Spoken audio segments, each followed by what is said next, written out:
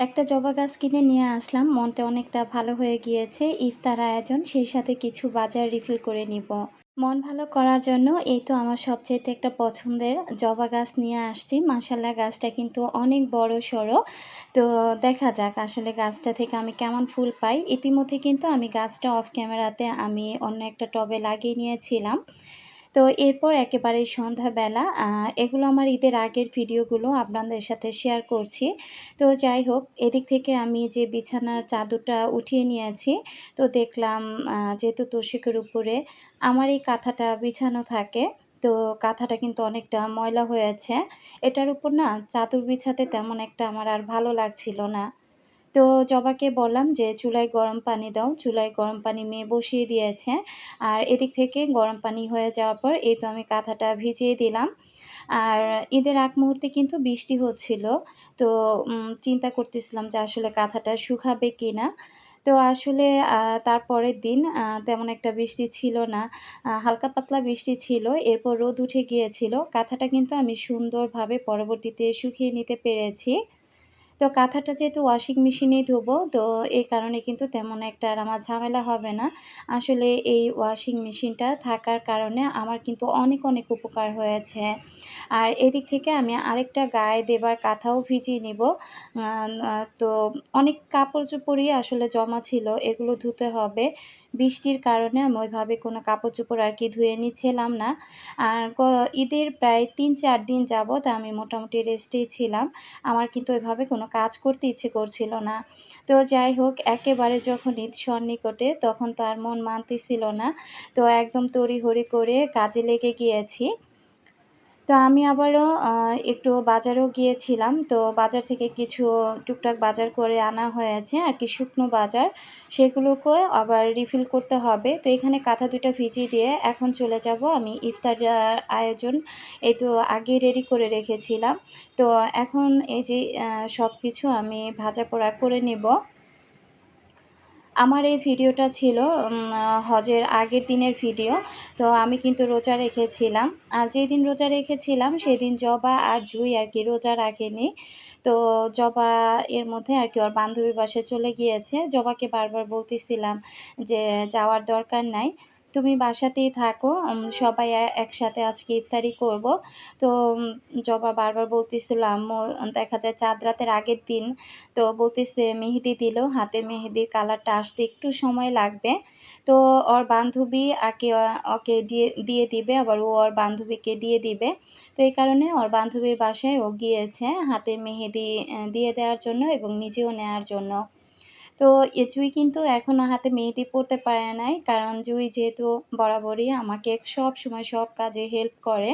তো জুইকেও বলেছিলাম যে, "তোমার আপুর সাথে যাও, গিয়ে ২ বোন একসাথে মেহেদি পরে এসো।" যদিও জবা খুব সুন্দর মেহেদি পরাতে পারে। তো জুই বলতেছিল যে, "না, আমি এখন মেহেদি পরব না।" তো এই কারণে কিন্তু জুই আর যায়নি। এদিক থেকে আমি কিন্তু আ ইফতার রোজা রেখেছিলাম। পরবর্তীতে চিন্তা করলাম যে কী দিয়ে আসলে ইফতার করা যায়। পরবর্তীতে দেখলাম যে বাসায় যেহেতু সবকিছুই আছে, বেসনটাও ছিল, তারপরে ছোলা সিদ্ধ করা ছিল, তো আলু ছিল। তো চিন্তা করলাম যে বাইরে থেকে ইফতারি কিনে এনে খাওয়ার দরকার নাই। দামটাও বেশি নিবে, আবার সেটা স্বাস্থ্যসম্মত হবে না। তো সেই জায়গা থেকে এই তো আমি এখন আম আ ইফতারির আয়োজনগুলো করে নিচ্ছি। আমার প্রতিটা আপু ভাইয়াদেরকে রিকোয়েস্ট করব, যারা লাইফস্টাইল ব্লগ দেখতে ভালোবাসেন, প্লিজ একটি লাইক দিয়ে ভিডিওটি কন্টিনিউ করবেন। তো এইখানে আমি এই তো এখন বেগুনিও ভেজে নিচ্ছি। আর কিছু আরকি আ ইফতারি আরকি বেগুনি, তারপরে আ ডাল, এগুলো কিন্তু আমি ডালটা বেটে কিছুটা ডিপ ফ্রিজে রেখে দিয়েছি। কিছু বেগুনিও তুলে রাখলাম, বেগুন আরকি আলাদা করে। তো ওগুলো আরকি আগামীকাল আবার জবাজুই বলেছে যে, "মা, হজের রোজাটা আরকি আমরা রাখবো।" তো যাই হোক, আ তো মেয়েরা যেহেতু রোজা রাখবে আগামীকাল বলেছে, তো ওদের জন্য আবার ইফতার আবার কি করব আলাদা করে। এজন্য অল্প, অল্প করে কিছু কিন্তু এখান থেকে তুলে রেখেছিলাম। তো আমি এই তো ইফতার আয়োজন করে নিচ্ছি। বাইরে কিন্তু মোটামুটি বৃষ্টি হচ্ছিল। আর আমি কিন্তু কাঁথাটা দেখা যায় এর মধ্যে কিন্তু আমি মেশিনে দিয়ে দিয়েছি। ২টা কাঁথা যেহেতু আমি একটা, একটা করেই দিব। তাহলে দেখা যাবে কি খুব ভালো আর কি পরিষ্কার হবে। আর বাইরে এত গাড়ির শব্দ হচ্ছিল কি বলবো? মানুষজন যেহেতু একদম বাড়ির উদ্দেশ্যে ছুটেছে, প্রচুর যানজট। দেখা যায় মেইন রাস্তার গাড়িগুলো আমাদের এই পাশ দিকে আর কি বেশিরভাগ গাড়িগুলো যাতায়াত করছে। সে জায়গা থেকে এত প্রচুর পরিমাণে গাড়ির শব্দ হচ্ছিল, নিজের মাথাটাই কিন্তু ধরে যাচ্ছিল। কি আর করার, রাস্তার পাশে বাসা হলে কিছুই করার নাই। তো আমি কিন্তু ঈদের যে ভিডিওগুলো ছিল সেগুলো আমি চেষ্টা করছি শর্ট, শর্ট আকারে আপনাদের সাথে শেয়ার করার জন্য। সেখান থেকে যদি পারি পুরো সবকিছু মিলিয়ে হয়তোবা ২-১ টা ভিডিও আপনাদের সাথে শেয়ার করব। এই যে দেখেন কি সিরিয়াল, একটার পর একটা গাড়ি দাঁড়িয়ে আছে। তো এভাবেই কিন্তু একদম গাড়িগুলো একটার পর একটা দাঁড়িয়ে আছে আর রাস্তায় প্রচুর যানজট ছিল। আসলে এই সময়ে বা এই মুহূর্তে আমার কিন্তু রাস্তায় একেবারে বের হতে ইচ্ছে করে না। যখন যেটা দরকার হয় সেটা আমি চেষ্টা করি একবার বাজার গেলে সবকিছু একসাথে কিনে নিয়ে আনার জন্য। ওই যে একটু পরপর বাজারে যাওয়া এটা সেটার জন্য। কারণ এই পরিস্থিতিতে রাস্তায় নামলে অবস্থা কিন্তু একেবারে খারাপ হয়ে যায়। তো এদিকে দেখেন আমি ছোলা রান্না করছি। তো আলাদা করে যে একটু আলু রাখবো সেটা রাখা হয় নাই। ছোলার মধ্যে একটু আলু দিলে ছোলাটা কিন্তু একটু আঠালো হয়। তো আলুর ডোটা রাখতে যেহেতু আমি ভুলে গিয়েছি, তাই আমি এখানে একটু বেসন দিয়ে দিলাম। আর জুঁইকে বলেছিলাম যে শরবত রেডি করে নেওয়ার জন্য।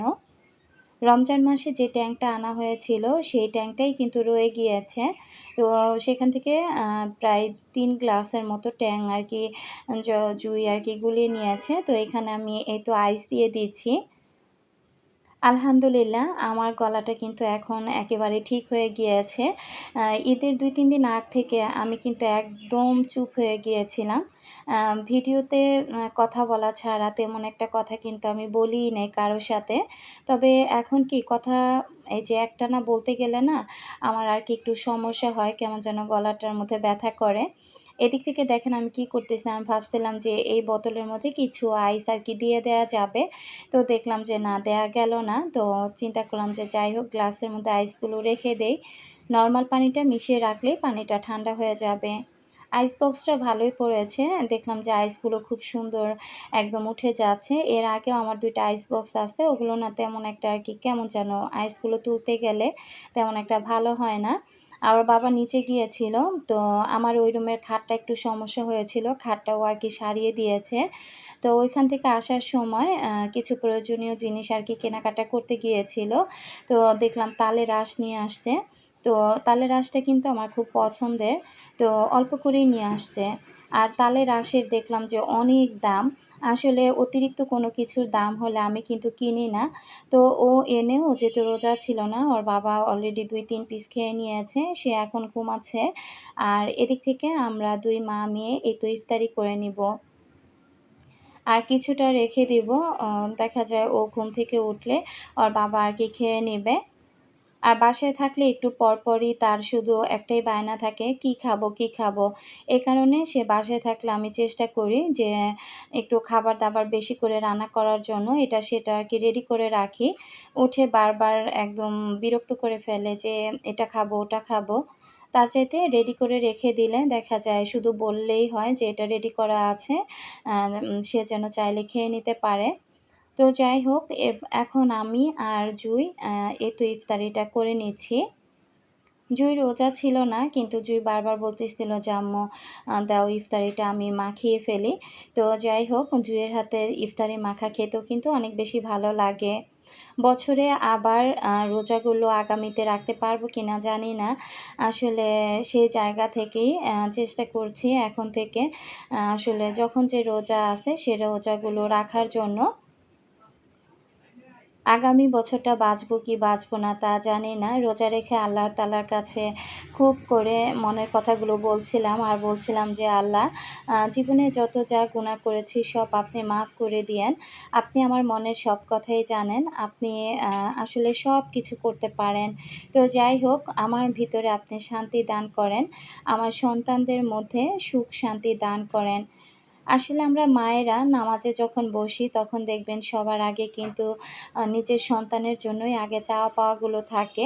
তারপর বাবা-মা, ভাই-বোন, শ্বশুর-শাশুড়ি, পাড়া-প্রতিবেশী যারা আছেন সবার জন্য দেখা যায় দোয়া দুরূদ করে তারপরে পৃথিবীর চেনা অচেনা সব মানুষের জন্যই কিন্তু দোয়া করা হয়।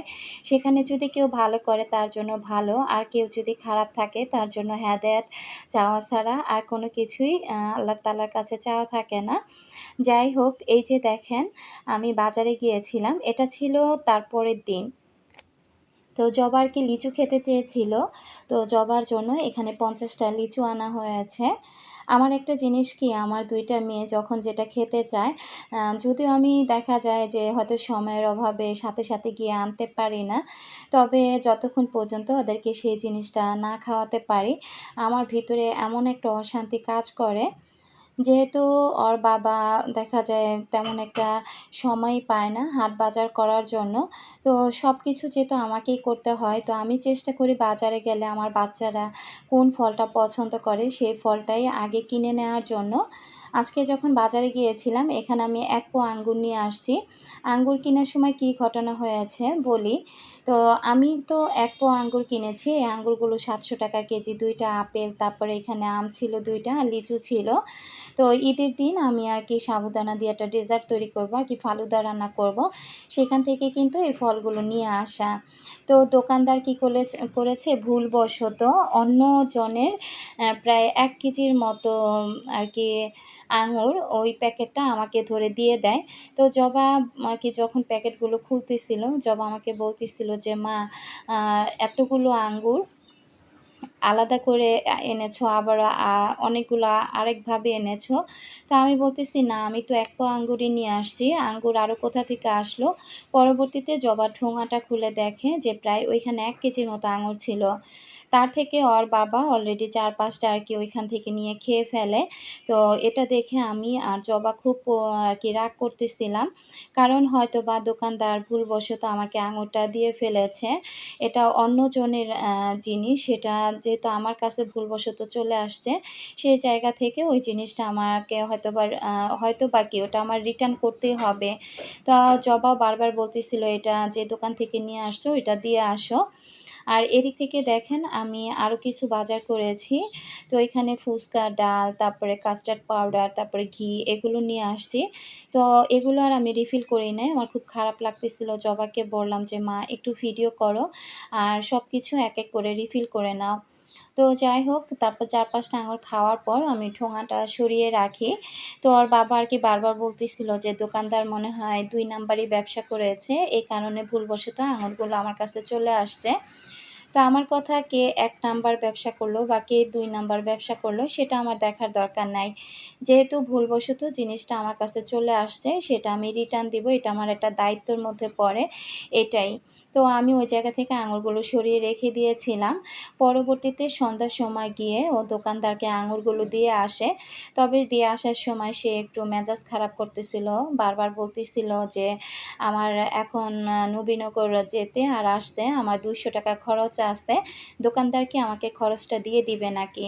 তো আমি বললাম, "দোকানদার তোমাকে খরচটা না দিক, কিন্তু এই জিনিসটা যদি এখন আমি না খেয়ে ফেলি, হয়তোবা দোকানদার আমাকে ধরতেও পারবে না, বা আমিও তাকে দেখা যায় সেও আমাকে চিনে না বা আমিও তাকে চিনি না। কিন্তু অন্যজনের হক যদি আমি দেখা যায় নষ্ট করি, যেহেতু এটা তার একটা ব্যবসা, তো উপরে তো আল্লাহ তাআলা আছে। আমি আজকে তার ৳৭০০ র আঙুর খাবো। আগামীকাল আমার থেকে ৳১৪০০ যে আল্লাহ কোন দিক থেকে নিয়ে যাবে তা কিন্তু আমি বুঝতেও পারব না। তো অন্যের কোনো জিনিস মেরে খাওয়া এটা কিন্তু খুবই অন্যায়। এটা আসলে আল্লাহ তাআলা কিন্তু একেবারেই পছন্দ করে না। আমার জবা এদিক থেকে খুবই আমার মতো পজিটিভ। কারণ জবা এই জিনিসগুলো একেবারেই পছন্দ করে না। বিকেলবেলাও আঙুরগুলো দিয়ে আসার সময় আরও ৪-৫ টা যখন খেয়েছে, তখন কিন্তু জবা প্রচণ্ড পরিমাণে রেগে গিয়েছিল। বারবার বলতেছিল, "আঙুরগুলো এখন আমি ময়লার মধ্যে ফেলে দিব। এগুলো আমার পছন্দ না। যে কয়টা আঙুর খেয়েছে সে কয়টা আঙুরের দাম যেন দোকানদারকে দিয়ে আসে।" তো যাই হোক, পরবর্তীতে আমিও একটু ওর বাবার সাথে রাগ করলাম। তারপরে সে আরকি আঙুরগুলো দিয়ে আসছে। দোকানদার তাকে শুধু ধন্যবাদ জানিয়েছে। এতে আরকি সে সন্তুষ্ট হয়নি। তো আমি আলহামদুলিল্লাহ আমার মনের দিক থেকে অনেকটা শান্তি পেয়েছি। আসলে কোনো কিছু যদি আমার হাতে ভুলবশত কারো কিছু চলে আসে, আমি চেষ্টা করি যে আমি ওই জিনিসটা না রেখে সেই জায়গা মতো তাকে সেই জিনিসটা পৌঁছে দেওয়ার জন্য। কারণ আমি যদি আজকে কাউকে ঠকিয়ে খাই বা কাউকে ঠকাই, দিন শেষে আমিও কিন্তু কারো না কারো কাছে ঠকে যাবো বা কোনো না কোনো দিক থেকে আমার জিনিসটা আরকি চলে যাবে। তো যাই হোক, এই জিনিসগুলো না অনেক মানুষ বোঝে না। রাস্তাঘাটে ২, ৪০০, ৫০০, ৳১,০০০ দেখলেই দেখবেন সেটা কুড়িয়ে নেয়। বলে যে এটা হয়তোবা আমার ভাগ্যেই ছিল। কিন্তু হ্যাঁ, কুড়িয়ে নেওয়াটা ঠিক আছে। কিন্তু সে টাকাটা কুড়িয়ে নিয়ে যদি কোনো মসজিদ বা মাদ্রাসায় দান করে দেয়া হয়, আমি মনে করি সেটাই সবচাইতে ভালো। রাস্তায় পড়ে থাকা জিনিস কখনো তুলে পকেটে এনে নিজের ঘরে সেটা খরচ করতে হয় না। এতে করে আল্লাহ তাআলার লানত পড়ে। তো যাই হোক, জবা দেখেন এক করে সব গুছিয়ে নিচ্ছিল। তবে জবা খুব ধীরে, ধীরে গুছাচ্ছিল। আমি পাশেই বসা ছিলাম। জবাকে বলতেছিলাম, "একটু হাত চালু করে কাজ করো।" আমি সবসময় চেষ্টা করি এই কাজগুলো আমি আ আরকি বেশিরভাগ আমার মেয়েদেরকে দিয়ে করানোর জন্য। তো অনেক মায়েরাই কিন্তু আছে দেখবেন যে মেয়েদেরকে দিয়ে কোনো কাজ করাতে চায় না। তাদের এমন চিন্তাভাবনা থাকে যে মেয়ে মানুষ বিয়ে হয়ে গেলে পর হয়ে যাবে, বাবার ঘর থেকে শ্বশুর ঘরে চলে যাবে। তখন দেখা যাবে কি যে কাজ তো করে খেতেই হবে। তো নতুন করে আর কাজ শিখার দরকার কি? তো আমি মনে করি যে না, একটা সংসারে আমার ২ টা মেয়ে না থেকে যদি ছেলেও থাকতো, আমি আমার ছেলেদেরকে দিয়েও কিন্তু এই কাজগুলো করাতাম। আসলে ঘরের কাজ বলেন বা বাইরের কাজ বলেন, আ এগুলোর মধ্যে কিন্তু কোনো ভেদাভেদ করতে হয় না। তো ছেলে হোক বা মেয়ে হোক, সবাইকে সব রকমের কাজের শিক্ষা দেওয়া উচিত একজন মায়ের। এই যে আমার মেয়ে যে কাজগুলো করছে, এই কাজগুলো কিন্তু ভবিষ্যতে ওর জন্যে পজিটিভ হয়ে থাকবে। কারণ মেয়ে মানুষ বলে কথা, ঘরে হোক বা বাইরে হোক, সব রকমের কাজই কিন্তু ওদের শিখে রাখা উচিত। আমার যদি ওই যে বললাম না ছেলে থাকতো, তাদেরকেও আমি এই কাজগুলো শিখাতাম। তো যাই হোক, অনেক টাইম লেগেছে জবার এই কাজগুলো করতে। এটা কোনো ব্যাপার না। একটা সময় কাজ করতে, করতে আমার থেকেও অনেক বেশি কাজ আমার মেয়ে শিখে যাবে। তো যাই হোক, আমার আপুরা, অনেক আপুরাদেরকে দেখি যে মেয়েদেরকে দিয়ে সংসারের কাজ করাতে চায় না। এটা কিন্তু ঠিক না। মাঝে, মাঝে মেয়েদেরকে দিয়েও সংসারের কাজগুলো করাতে হয়। তো যাই হোক, এখন জবা সবকিছু আবার জায়গা মতো রেখে দিবে। আজ অনেক কথা বলে ফেললাম। কথার মাঝে যদি কোনো ভুল ত্রুটি থাকে, সবাই ক্ষমা সুন্দর দৃষ্টিতে দেখবেন। আজকের মতো বিদায় নিচ্ছি। সবাই দোয়া রাখবেন। আল্লাহ হাফেজ। আসসালামু আলাইকুম।